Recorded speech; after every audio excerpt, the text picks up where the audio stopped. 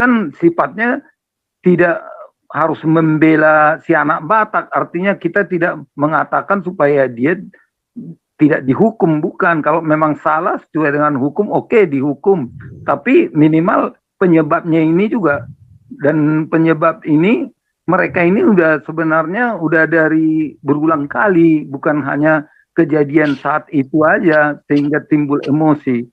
Ya termasuk tadi kasus-kasusnya itu kan bukan dia aja, Nandar atau semua yang lain-lain itu, orang-orang kayak Siripa siapa juga udah sering yang ngomong-ngomong yang apa gitu, yang tidak mengenakan atau ada hujatan-hujatan. Nah, cuman ya karena kebetulan masih sepertinya mereka ini merasa bahwa negara ini masih negara mereka. Bahkan ada video-video orang ini selalu mengatakan bahwa kita ini minoritas, bersyukur katanya. Harusnya bersyukur di Indonesia ini, semacam kita harus bersyukur tidak dibantai orang itu. Nah ini juga sebenarnya sudah penghujatan ini. Hak kita kan gitu. Rizky, Lagi dingin di sini nih. Tadi pagi 9 derajat. kita Benar di si sini juga. Regar. Salam Pak. Nah, Shalom. salam buat kita semua ya. Nah, memang saya sependapat dengan kawan-kawan, artinya ini kita tidak boleh biarkan lagi nih sebenarnya. Makanya saya coba Pak, kita juga saya juga coba, mana tahu juga rekan-rekan yang mungkin sepemahaman dengan kita, baik organisasinya, saya mau datangi juga mereka. Seperti kemarin kan orang GMKI, mereka udah siap, bahkan mungkin melapor. Makanya saya bilang sama Bu Liso itu, kira-kira apa data yang orang Ibu bawakan untuk pelaporan si Julius ini, nanti tolong dikirimkan ke kita, supaya kita juga sebagai bahan nanti kita bantu mungkin orang yang mau melaporkan juga seperti orang GMKI. Dan saya juga tadi sudah cari tahu nomor penasehat, ada teman saya sebagai penasehatnya PBB, ya, itu perkumpulan Batak Bersatu itu. Nah, dari saya udah tanya, seperti yang dibilang Ibu Lisoy juga ke saya kan, kayaknya Pak Bonar itu, mereka itu sudah kadang karena campur dengan Muslim, kurang apa katanya. Memang saya pernah tahu juga gitu. Jadi agak belakangan memang kurang vokal gitu ya, masalah pendukungan tentang perlakuan-perlakuan tidak baik kepada Kristen gitu. Tapi itu pun nanti saya coba dulu berdiskusi dengan mereka kira-kira gimana pendapatnya. Jadi saya kan masih dapat tadi nomornya penasehatnya. Kebetulan dia pas baru pulang dari Jakarta, mungkin 2 hari lagi kita bisa jumpa. Tapi ya, saya minta nomornya ketuanya DPD-nya Sumut itu. Oke, saya kasih nanti, dan nomormu juga akan saya kasih. Nanti saya akan bilang, saya ceritakan dia sama penasehat ini apa sebenarnya keinginan saya dari Galarua. Saya bilang, jadi kami ingin bagaimana kita bergandengan tangan mengenai kasus ini. Saya bilang, oh iya, saya tahu kasus itu katanya. Ini juga penanganan hal-hal seperti itu. Walaupun mungkin di kita ada yang Islam katanya, tapi kita kan bukan ada lintas, bukan karena agama katanya. Tapi kita juga menegakkan keadilan katanya. Oke lah, nanti saya kasih nomornya. Mungkin saya bilang saya bicara-bicara dulu. 2 hari lagi aku ke Medan katanya. Nanti jumpa kita katanya. Itu maksud saya juga, saya mau cari juga sebagai apa, baik PMKRI-nya yang dari Katolik juga ya. Nanti saya cari tahu juga perkumpulan mereka, siapa tahu juga mereka bisa kita ajak gitu ya, atau pertama kan saya harus tahu dulu kira-kira gimana sikap mereka menghadapi seperti ini. Nah, kalau berkenan ya kita ajak menjadi teman, karena bukan hanya saat ini yang kita perlukan, bahkan ke depan ada mungkin hal-hal yang makin buruk nanti. Jadi ada baiknya juga memang kita kalau menjadi bersatu itu lebih bagus, lebih kuat gitu. Seperti yang dibilang teman-teman tadi, sesungguhnya kita sebenarnya secara presentase kalau kita digabung ya, baik di luar dari Muslim, kalau mengenai agama kita udah lumayan gitu. Tapi di samping itu ya secara vokalitasnya untuk action ya perlu juga kita harus tunjukkan gitu. Nah, selama ini kan mereka ini melihat bahwa kita ini tidak begitu peduli atau kurang peduli atau kurang kompak dilihat ya. Memang karena kebodohan mereka sehingga mereka bisa kompak untuk melakukan hal-hal yang jahat. Saya selalu bilang itu ke mereka kalau saya kadang masuk itu. Dulu di Zoom-nya HMC itu saya sering masuk karena saya kesal juga. Tapi lagi-lagi ada di berita di Medan ini tadi kata kawan, rupanya ketika ditanya wartawan, si anak Batak ini dibilangnya, ya saya ingin menaikkan rating follower katanya. Apa gitu, penggemar.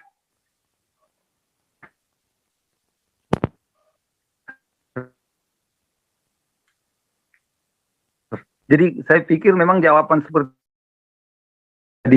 jadi terlenceng lidah saya ngomong gitu, paling gitu dibilang. Karena memang saya menjawab apa ocehan-ocehan mereka sebenarnya selama ini. Kan gitu maunya lebih bagus, jangan dibilang untuk memperbanyak followernya gitu. Jadi ini memang perjuangan kita ke depan memang saya lihat akan lebih besar. Tapi kalau ini momen jadi apa juga ini dibuat mereka jadi satu apa cara untuk melihat seperti apa sebenarnya kita ini perlawanan kita. Ini saya rasa ini case dari mereka untuk kita juga. Makanya mereka lontarkan hal seperti ini juga. Karena saya lihat itu sebelum itu ada videonya Ustadz siapa itu setelah kejadian memang bukan Julius yang keras, seakan-akan Julius itu hanya mengasih tahu gini ya gitu. Tapi yang lebih keras ada di belakangnya itu Ustadz siapa itu yang mengatakan didesaknya polisi untuk menangkap itu 1 kali 24 jam. Kami harus kawal, kalau tidak kami akan bertindak katanya. Dipaksanya polisi segera menangkap. Itulah kejadiannya akhirnya mungkin kalau nggak salah subuh ya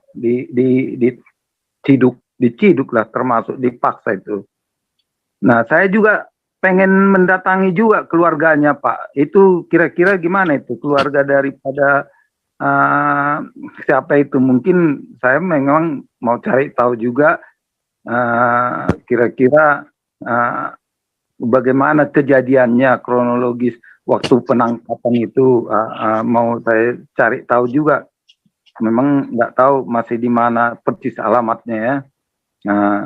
Jadi semuanya sebenarnya tujuan kita bagaimana pertama kalau saya mau datangi keluarganya seorang Batak Rudi Simamora itu ya paling tidak mungkin entah siapa orang saudaranya paling tidak membelarua siap untuk lanjut membela nanti kalaupun terjadi gitu. Bisa Pak. Jadi nanti minta kontaknya sama Ibu Lisa itu anak Batak tuh. Oh ada ya. Ada, nanti Pak bisa kunjungi keluarganya Pak supaya kita pantau juga. Ya, saya sebenarnya pengen gitu juga, tapi memang saya lebih fokus dulu mencari menjadi kawan-kawan kita nanti yang ikut berjuang, yang ke depan lah. Ini juga banyak lagi nih akan masalah mungkin nanti. Panjang kalau bisa, kalau jadi ini ya mungkin akhirnya lebih parah daripada peristiwa KC nanti ini, boomingnya artinya kita pun sebenarnya jangan mau dong jadi didua kalikan lagi hal yang sama gitu. Masa kita jadi diam aja gitu kan. KC kemarin udah perlakuannya udah benar-benar tidak fair gitu. Artinya kita kan sifatnya tidak harus membela si anak Batak, artinya kita tidak mengatakan supaya dia tidak dihukum, bukan. Kalau memang salah sesuai dengan hukum, oke, dihukum. Tapi minimal penyebabnya ini juga. Dan penyebab ini, mereka ini udah sebenarnya udah dari berulang kali, bukan hanya kejadian saat itu aja, sehingga timbul emosi. Ya termasuk tadi kasus-kasusnya itu kan bukan dia aja. Nandar atau semua yang lain-lain itu orang-orang kayak si Ripa siapa juga udah sering yang ngomong-ngomong yang apa gitu, yang tidak mengenakan atau ada hujatan-hujatan. Nah, cuman ya karena kebetulan masih sepertinya mereka ini merasa bahwa negara ini masih negara mereka. Bahkan ada video-video orang ini selalu mengatakan bahwa kita ini minoritas, bersyukur katanya. Harusnya bersyukur di Indonesia ini, semacam kita harus bersyukur tidak dibantai orang itu. Nah ini juga sebenarnya sudah penghujatan ini. Hak kita kan gitu. Nah itu, jadi saya pikir memang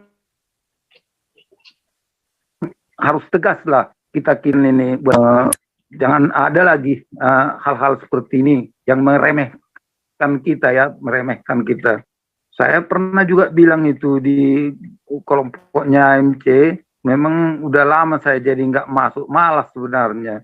Tapi kesannya memang betul, seperti kami juga ketika kami percaya kepada Tuhan kami Yesus sebagai Tuhan Juru Selamat, kami memberi diri dibaptis.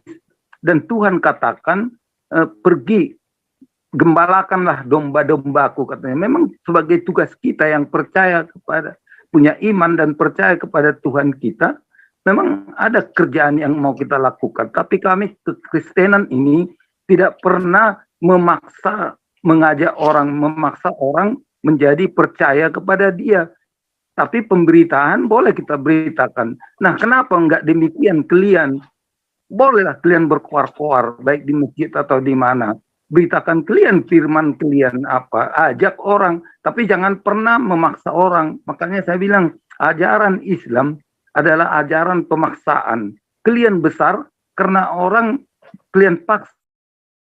Karena banyak orang takut, ku bilang.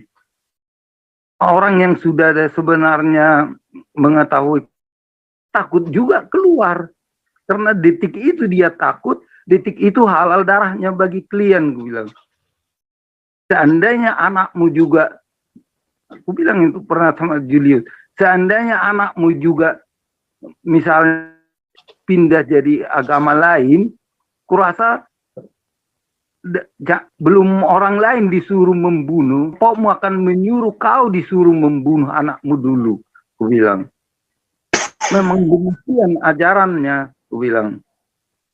Nah gitu, banyak orang itu ngoceh lah, si Juma pas ada situ, si Alwan ada situ, si apa yang udah tua juga itu ada di situ.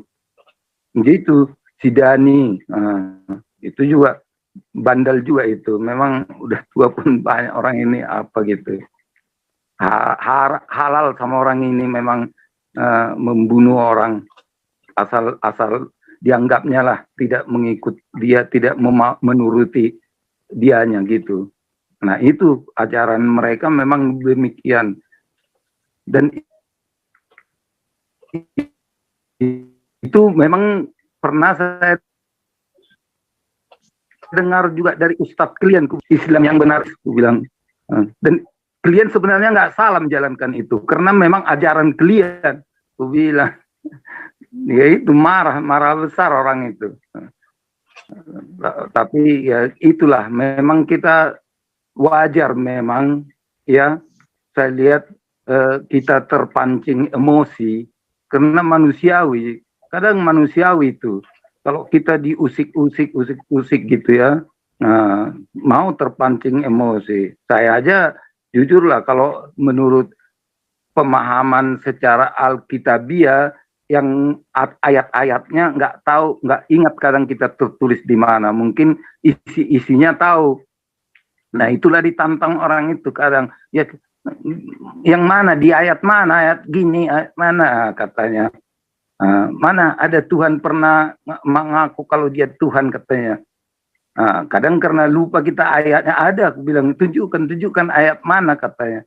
Saya lupa ayatnya di mana, tapi sebenarnya kau tahu, aku bilang. Kau tahu ayatnya itu. Tapi memang ada Alkitab mengatakan mereka mengetahui isi Alkitab, tapi pengetahuan mereka dipakai untuk memutarbalikkan supaya orang menjadi tidak datang kepada Tuhan. Ada itu sebenarnya di Alkitab gitu, aku bilang. Dan kalianlah itu, aku bilang. Memang orang ini kan seperti menguasai Alkitab. Bahkan semacam dia yang lebih paham. Dan dipaksa pula dia harus lebih tahu. Orang lain jadi nggak tahu, jadi nggak paham. Nah itu cara-cara mereka ini. Jadi saya pikir memang kita nggak boleh takut. Nggak boleh takut lagi hal-hal seperti ini.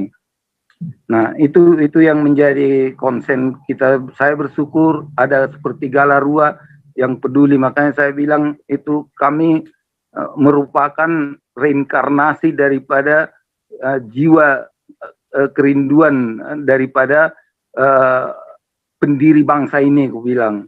Karena dulu bangsa ini juga didirikan dengan kebersamaan, dengan konsensus bahwa kita sudah sah untuk menjadi dasar negara ini adalah Pancasila dan berdasarkan Undang-Undang Dasar 45. Artinya semua undang-undang yang lahir di Undang-Undang 45 sebagai dasar negara, itulah sebenarnya targetnya kita di Galatnya, bilang. Demikian. Lanjut.